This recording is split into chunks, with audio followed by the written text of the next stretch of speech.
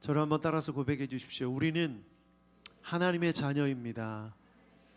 네. 나는 하나님의 아들입니다, 딸입니다. 이렇게 한번 고백할까요? 남자분들은 아들, 여자분들은 딸, 이렇게 고백합시다. 나는 하나님의 아들입니다. 네.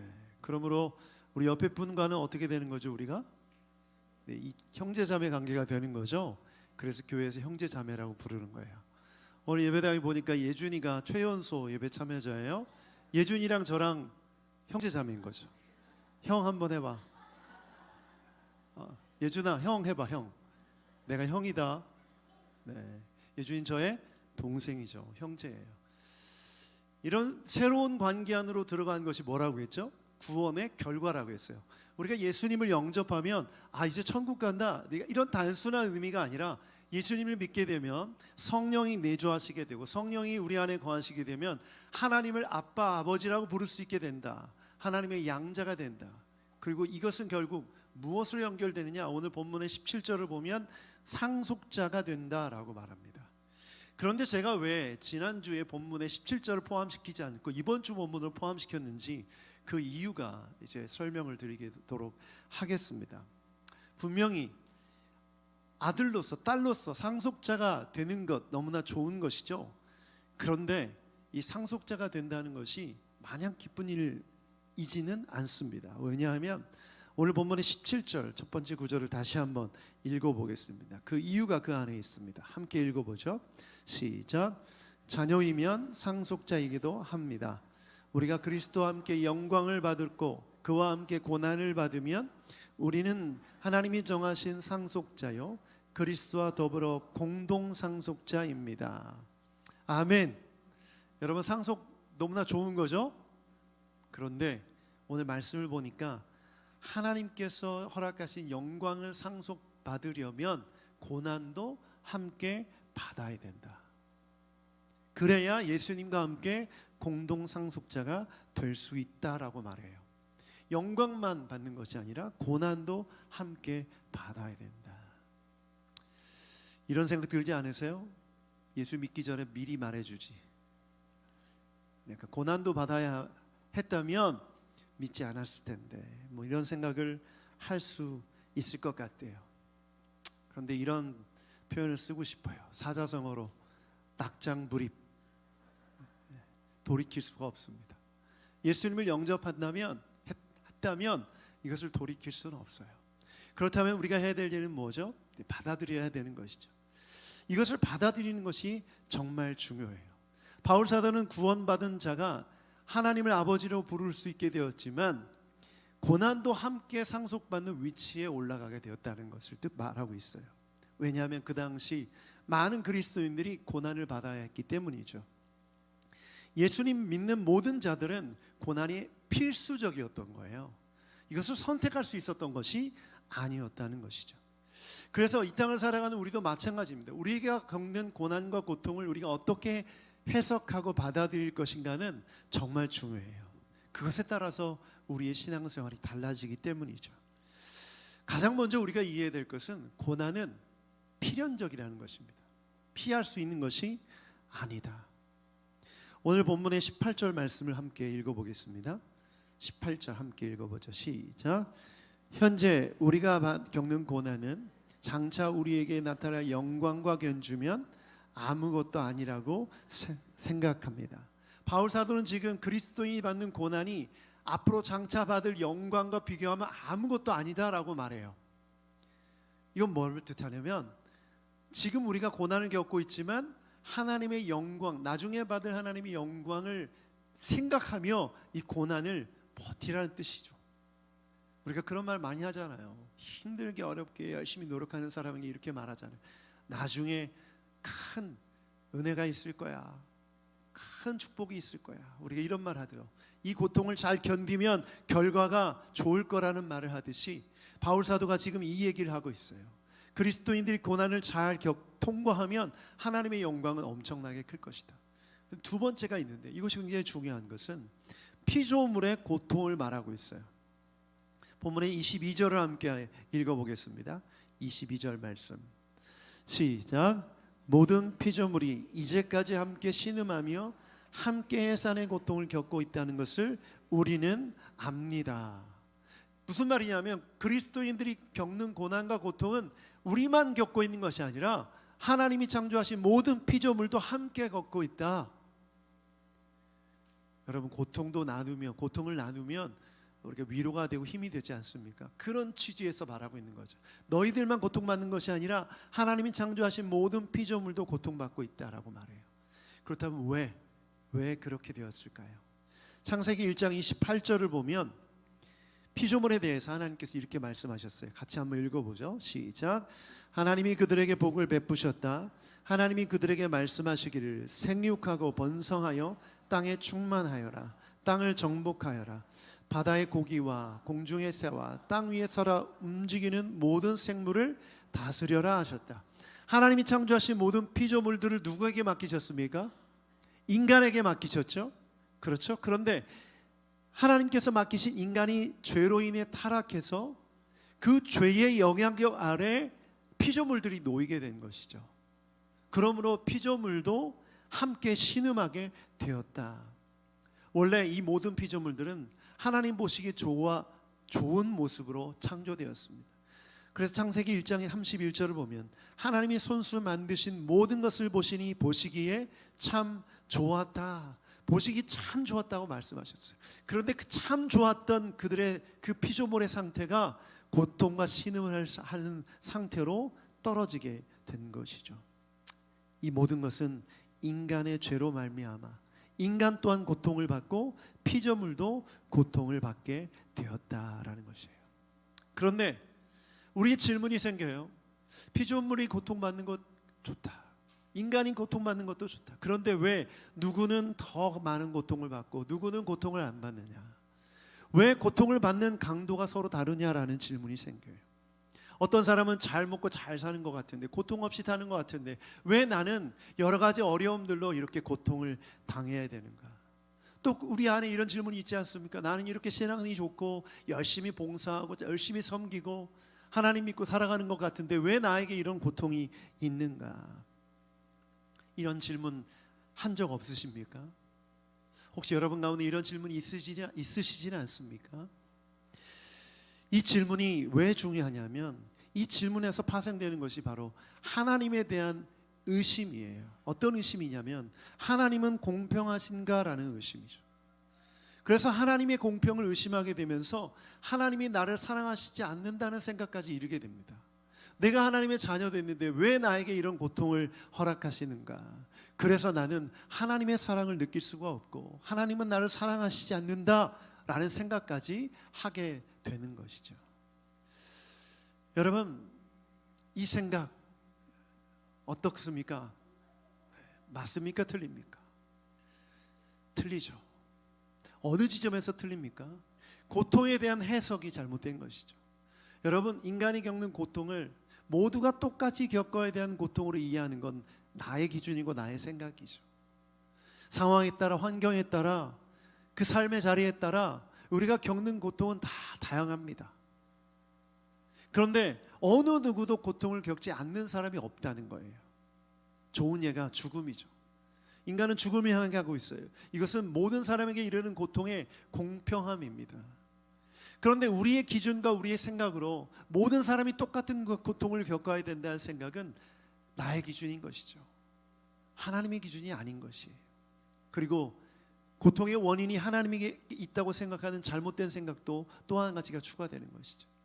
여러분, 고통은 우리 죄의 결과이지 하나님의 책임이 아닌 것입니다. 중요한 것은 우리가 고통을 겪고 있다는 사실을 받아들이는 것이고, 더 나아가 내가 그리스도인으로서 받는 고통과 고난이 무엇인가를 질문해야 되는 거예요. 사실 이 로마서 8장의 말씀은 바울 사도가 고난과 고통을 겪는 그리스도인들에게 한 말씀이에요. 예수님 믿기 때문에 겪는 고난, 그 고난 가운데 있는 교회들을 향해서 바울 사도가 전하고 있는 메시지예요. 그런데 우리가 사는 이 시대는 어떻습니까? 여러분, 예수님 믿기 때문에 받는 핍박과 고난과 고통이 있습니까? 없죠. 우리는 고난이 사라진 교회를 고난이 사라진 시대를 살아가고 있어요. 마음껏 예배해도 누가 뭐라 하는 사람 없고, 여러분이 가진 신앙을 누가 정죄하거나 비난하거나 비판할 수 없습니다. 그렇기 때문에 우리가 신앙의 자유를 갖고 살아가는 이 시대 속에서 내가 겪고 있는 고통과 고난을 제대로 이해하지 못하면 우리는 이 로마서 8장의 말씀을 오해할 수밖에 없고, 그 오해하는 그것을 통해서 잘못된 신앙의 모습을 가질 수밖에 없는 것이죠. 그래서 중요한 건 내가 예수님을 믿기 때문에 받는 고난이건 아니면 인간이기 때문에 죄로 인해 받는 고통이건 바울 사도의 메시지는 한 가지입니다. 고난과 고통을 어떻게 해라? 참으면서 기다리라. 참으면서 기다리라. 로마서 8장 24절부터 25절 함께 읽어보겠습니다. 시작. 우리가 이 소망으로 구원을 얻었습니다. 눈에 보이는 소망은 소망이 아닙니다. 보이는 것을 누가 바라겠습니까? 그러나 우리가 보이지 않는 것을 바라면 참으면서 기다려야 합니다. 아멘. 우리가 구원받았지만 이 구원은 예수님께서 다시 오실 때 완성되는 구원인 줄 믿습니다. 우리가 천국에 갈 때 얻을 수 있는 구원인 줄 믿습니다. 미래에 속한 소망이에요. 그러면 어떻게 해야 됩니까? 이 소망을 얻으려면 어떻게 해야 된다고요? 참으면서 기다려야 한다. 참으면서 기다려야 한다. 그러므로 내가 인생을 살면서 인간이 겪는 고통이건 예수님을 믿기 때문에 받는 핍박이건 우리가 이 고통과 고난을 참으면서 기다려야 한다는 거죠. 불평과 불만으로 하나님을 원망하지 말고, 다른 사람과 비교함으로 괴로워하고 힘들어하지 말고, 인내와 소망으로 참으라는 하나님의 말씀입니다. 그래서 여러분, 이 참으면서 우리가 뭘 해야 될까요? 저는 이를 악물고 이렇게 악으로 깡으로 버티는 것이 아니라고 생각합니다. 참으면서 인내할 때 우리가 해야 될 일은 기도예요. 기도.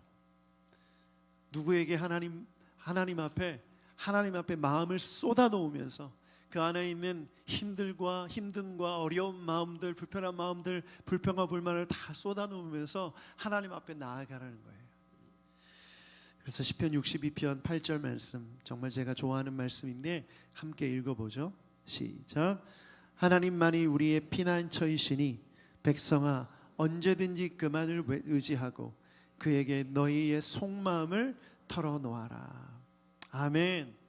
고난과 고통 가운데, 괴로움 가운데 그 마음을 꾹 참고 꾹꾹 누르라는 얘기가 아니에요. 그 마음을 사람에게 쏟아놓으라는 것도 아니에요. 누구에게? 하나님께 쏟아놓으라. 하나님께 쏟아놓으라. 그때 하나님께서 그 마음을 다 받아주시고 비워진 우리 마음속에 은혜로 채워주실 줄 믿습니다. 평강으로 채워주실 줄 믿습니다. 그래서 신앙생활을 오래 했는데 그 속에 불평과 불만으로 계속 꾹꾹 눌러둔 사람은 얼굴 표정이 밝지 않아요. 평안하지가 않아요. 왜죠? 네. 쏟아놓지 않았기 때문이에요. 그 모든 짐을 자기가 지고 있고 모든 고통과 아픔을 그냥 매일매일 감내하면서 꾹꾹 누르면서 억지로 이를 악물고 살아가는 사람, 하나님은 그런 신앙생활 원치 않으세요. 다 주님께 쏟아놓기를 원하십니다. 비록 우리가 죄로 인한 고통 가운데 살고 있지만 하나님은 우리를 도와주시는 분이세요. 그날에 이르기까지 우리가 주님을 붙들 때 주님은 주님의 오른손으로 우리를 붙들어 주시며 인도해 주시는 줄 믿습니다. 우리를 격려해 주시고 위로해 주시는 줄 믿습니다. 그래서 기도하라는 거죠. 그래서 기도하라는 거예요. 특히 여러분 하나님을 향한 질문들이 있을 때 왜 나에게 이런 일이, 왜 나만, 여러분 그런 마음이 들 때 혼자 생각하면서 가만히 있지 마십시오. 그걸 다른 방법으로 풀어내려고 하지 마세요. 반드시 주님 앞에 나오시길 바랍니다. 그리고 있는 그대로 쏟아 놓으세요.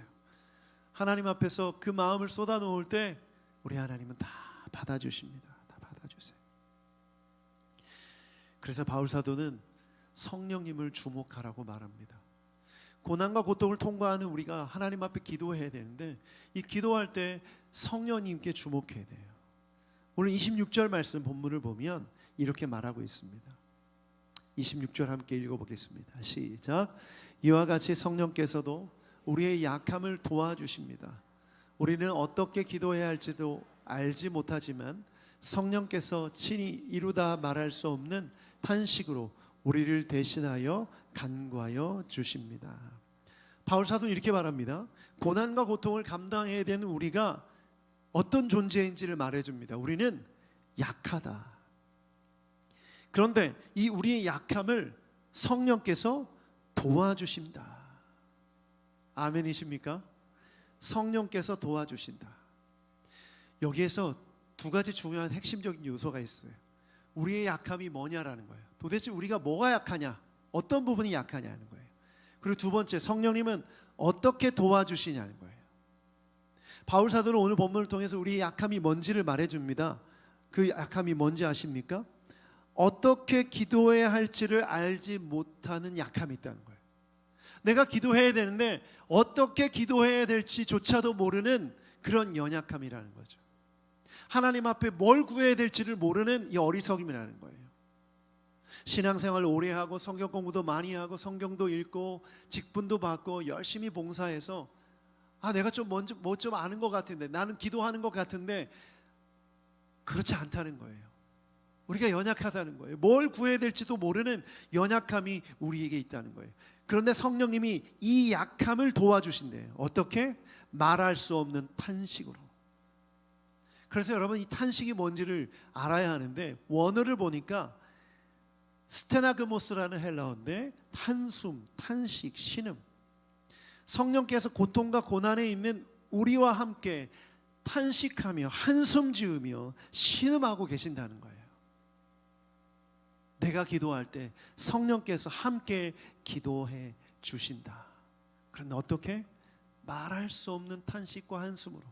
우리가 고통 가운데 한숨 지으며 탄식하는 그 탄식보다 더 큰 탄식으로 우리의 약함을 도와주시기 위해 기도해 주신다. 왜? 우리는 어떻게 뭘 구해야 될지 모르는 약함을 갖고 있기 때문에. 그래서 로마서 8장 27절 이렇게 말하고 있어요. 본문의 27절 읽어보죠. 시작. 사람의 마음을 꿰뚫어 보시는 하나님께서 성령의 생각이 어떠한지를 아십니다. 성령께서 하나님의 뜻을 따라 성도를 대신하여 간구하시기를 때문입니다. 아멘. 아멘. 여러분, 기도의 대상은 누구죠? 하나님 아버지예요. 기도의 대상은. 그렇죠? 그런데 우리가 기도할 때 누구 이름으로 기도합니까? 예수님의 이름으로 기도하죠. 예수님의 이름으로 기도한다는 기도의 자격을 말하는 거예요. 우리가 자녀됨을 우리가 말할 때 자녀이기 때문에 하나님 아버지께 기도할 수 있는 자격이 주어져요. 그래서 성령님은 무엇을 하시느냐? 성령님은 우리를 위해 탄식하면서 마땅히 기도해야 될 것을 간구해 주세요. 누구 대신? 우리 대신. 그런데 기도의 대상이신 아버지 하나님이 성령의 생각을 아신다라는 거예요. 여러분, 놀랍지 않습니까? 여러분이 이제 이런 거죠. 아침 기도회든 저녁이든 어느 시간이든 어느 곳이든 내가 기도하기로 작정하고 기도회에 들어갔어요. 그러면 여러분이 뭔가를 구할 거 아니에요. 그럼 내가 지금 구하는 게 맞게 구하는 건지도 모르고 구한다는 거예요. 여러분이 구하는 건 뭐 그럴듯할 것 같지만 우리의 연약함이 뭐냐? 지금 기도하는 이것이 맞는 기도인지도 모른다는 거예요. 그런데 성령께서 우리가 기도를 할 때 하나님의 뜻을 간구해 주신다는 거예요. 특히 고통 가운데, 고난 가운데 힘들고 어려울 때 성령님이 더 큰 탄식과 한숨으로 신음하시면서 함께 기도해 주신다는 거죠. 여러분, 놀랍지 않습니까? 저는 로마서 8장 말씀을 이번 주간에 기도 주간으로 보내면서 사실 말씀 준비를 좀 일찍 했어요. 너무 놀라운 거예요. 이미 알고 있는 본문 말씀인데 저한테 너무 새롭게 다가와서 예배당에서 기도할 때, 또 산책하면서 기도할 때 이 마음이 와닿으니까 그저 내가 생각나는 대로 하나님 앞에 말을 하고 간구를 하지만 성령께서 내 안에서 합당한 기도를 올려주신다는 믿음이 생기면서 와, 저의 기도의 차원이 한 단계 확 업그레이드 되는 것을 느낄 수 있었어요. 여러분 한번 생각해 보십시오. 그러므로 기도를 멋있는 말을 하는 거, 우리 이기숙 장로님처럼 명문장으로 말씀을 인용하면서 기도하는 차원이 수준 높은 기도인가요? 여러분 어린아이의 기도를 판단할 수 없는 이유가 바로 여기에 있는 거죠.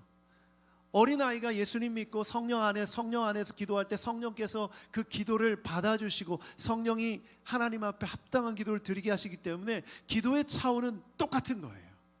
예수님을 믿는 사람이라면, 그러므로 우리 모두는 다 성령께서 기뻐하시는 깊은 기도, 하나님의 뜻에 합당한 기도를 드릴 수 있는 줄 믿습니다.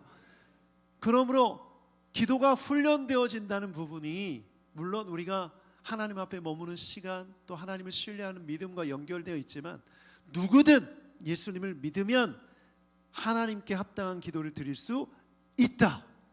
우리 귀에 들리는 언어는 상관이 있다 없다? 오늘 이 본문에 의하면 상관이 없다는 거예요. 우리가 틀린 기도를 할지라도 성령께서 그 기도를 바꾸어 주시는 줄 믿습니다. 그러므로 바울 사도는 뭘 말하고 싶냐면, 고난을 당하는 너희들은 약하다. 고난을 통해 신음하며 하나님께 불평하며 불만을 가지며 고통 가운데 힘들게 기도할 수밖에 없다. 그리고 자기가 뭘 구하고 있는지도 모르면서 구할 수밖에 없는 연약한 존재다. 그런데 너희 안에 있는 성령이 너희의 기도를 바꾸어 주신다. 너희보다 말할 수 없는 탄식으로 아파하시면서 하나님의 뜻에 합당한 기도를 하게 하신다라는 거예요. 그러므로 여러분이 기도할 때 성령께서 함께 기도하심을 믿으시길 바랍니다. 여러분의 기도를 수정해 주시고 고쳐 주시는 줄 믿습니다. 여러분보다 더 깊은 한숨과 신음으로 기도해 주시는 줄 믿습니다.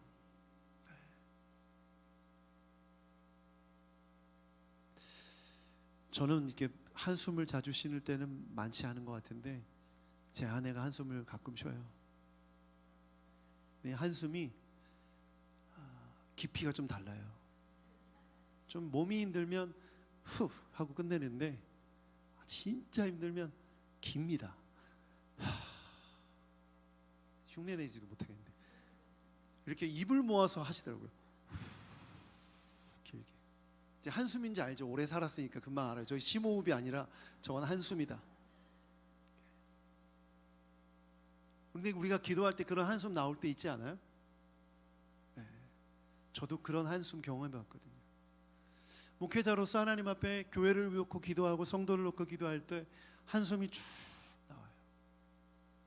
그런데 말씀에 의하면 내가 그렇게 한숨 쉴 때 더 큰 한숨을 하나님 성령께서 내쉬시면서 내 모든 아픔과 고통을 하나님께 아뢰시고 그 성령께서 내 영을 꿰뚫어 보셔서 하나님께 합당한 기도를 드리게 하신다.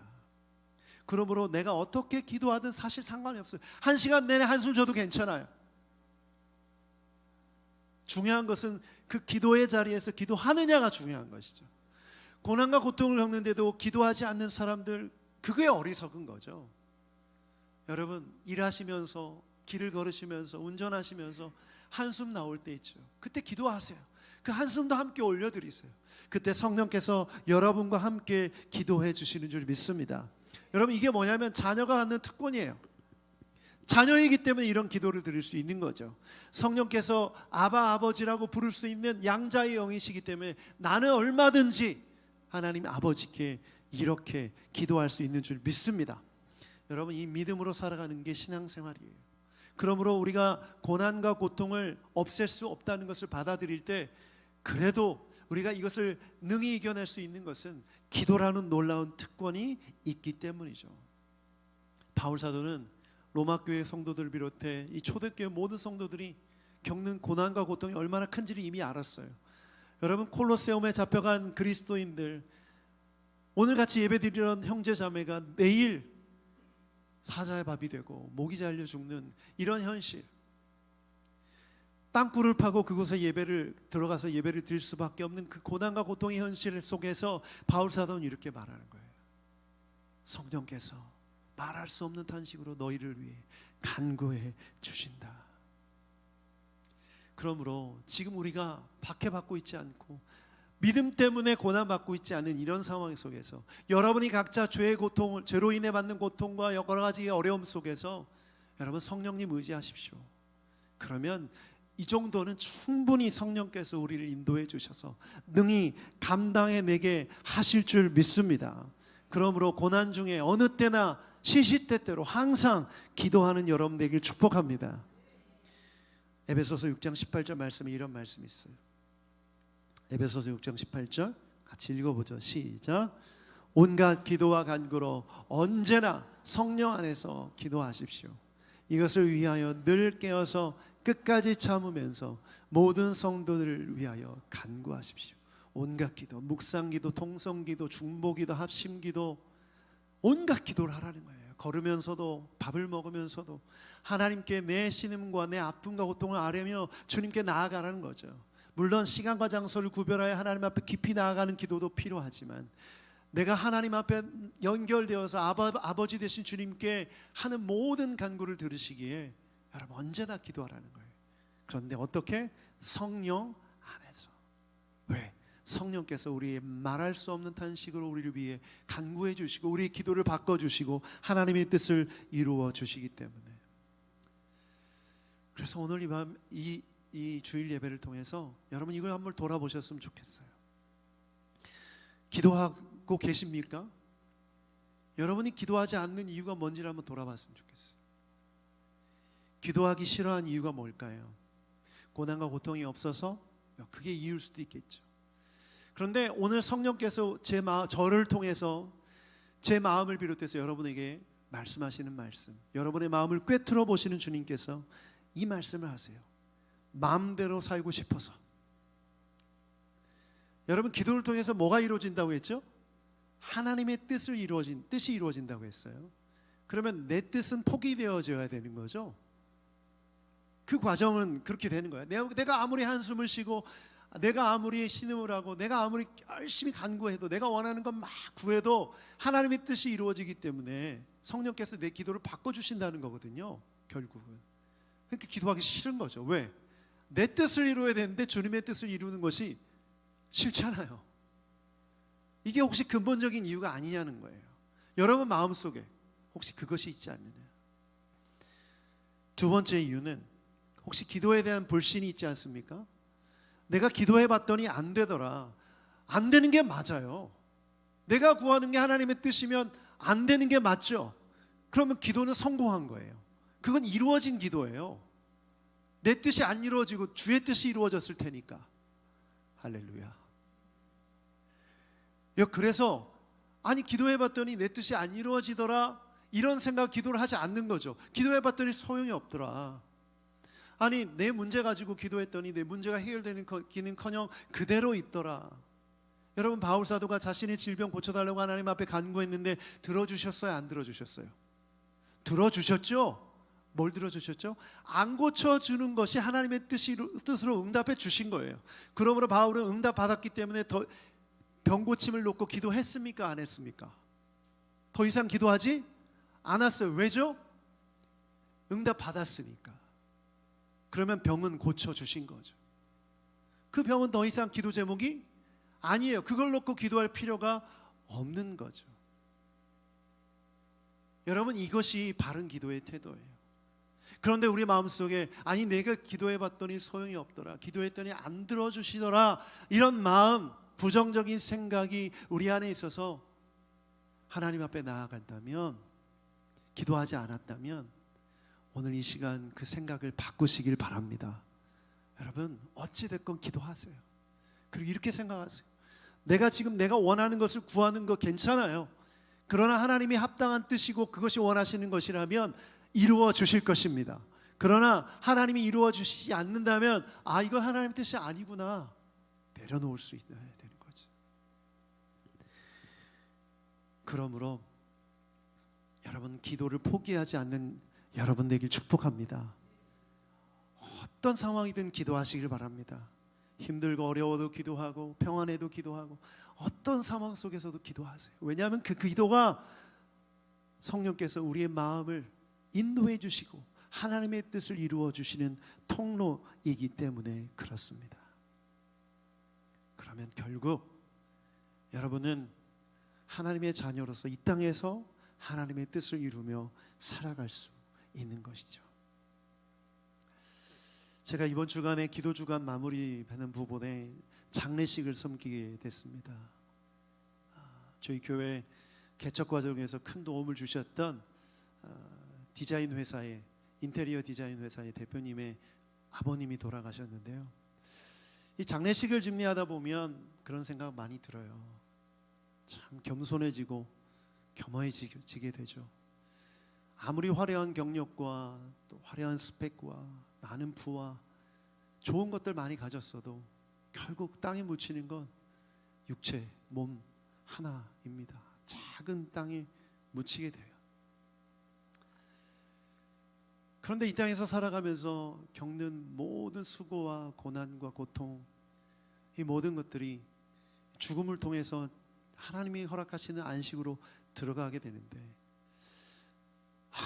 왜 이렇게 아등바등 이 땅에서 뭔가를 얻으려고 하고 잡으려고 하고 찾으려고 했을까라는 생각이 들게 되죠.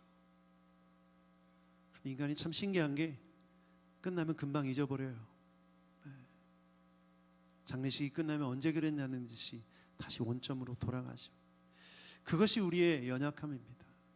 그리고 또다시 가족의 문제, 자신의 문제, 자녀의 문제, 인생의 문제, 미래의 문제 때문에 또 막 힘들어서 괴로워하고 울면서 기도해요. 사실 마지막에 가면 아무것도 아닌 건데, 아무것도 아니었는데. 그래서 솔직하게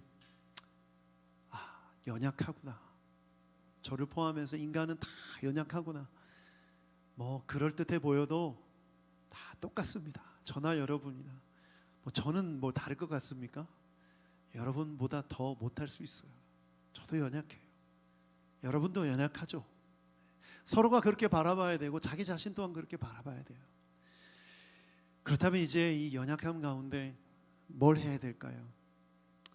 주님께 나아가야죠. 수고하고 무거운 짐진 자들아 다 내게로 오라. 내가 너희를 쉬게 하리라. 오늘 우리가 살아서 기도를 통해 우리는 주님께 나아가면 주님이 우리를 쉬게 해주세요. 우리의 마음을 쉬게 해주시고 우리의 무거운 짐을 내려놓게 해주세요. 그리고 하나님의 뜻이 무엇인지 잘 알지도 못하지만 하나님의 뜻을 이루어 주세요. 그게 놀라운 신비, 놀라운 은혜인 줄 믿습니다. 그래서 오늘 마지막으로 이렇게 좀 결단하셨으면 좋겠어요. 기도 시간을 좀 작정하세요. 기도 시간을 작정하세요. 여러분이 가정이 저번엔 침실이 서재가 거실이 되어도 좋아요. 5분이라도 10분이라도 내가 정한 시간에 하나님께 나아가는 기도, 그 기도를 드린다면 여러분의 삶은 달라질 거예요. 목사님 저는 기도할 줄 몰라요. 모르는 게 당연해요. 몰라도 괜찮아요. 그 이유가 여기 있는 거 아시죠? 뭐 엄청나게 멋있는 말 하지 못해도 괜찮아요. 성령께서 다 인도해 주실 줄 믿습니다.